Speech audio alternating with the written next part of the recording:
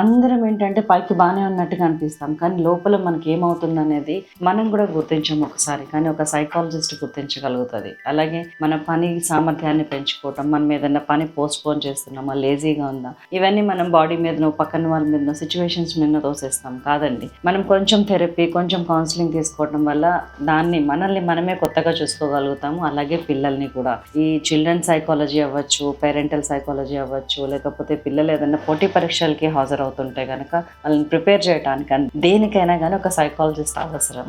మా అక్క సైకాలజిస్ట్ అవటం నిజంగా నాకు గర్వకారణం అండి. డాక్టర్ కమలాంజలి పిహెచ్డి అని చెప్పడానికి నాకు చాలా సంతోషంగా ఉంది. ఈ రోజు మీ ముందు చెప్పడానికి కారణం ఏంటంటే, దానికి 15 years ఎక్స్పీరియన్స్ ఉంది. మధ్యలో ఒక 2-3 years గ్యాప్ తీసుకుంది అండ్ షీఈ్ అగైన్ బ్యాక్.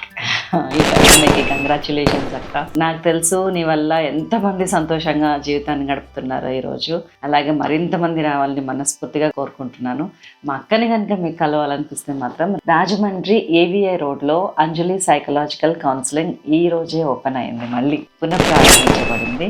తప్పకుండా కలవండి. ఎలాంటి ప్రాబ్లమ్స్నైనా మీరు డిస్కస్ చేసి ప్రశాంతంగా ఉండండి.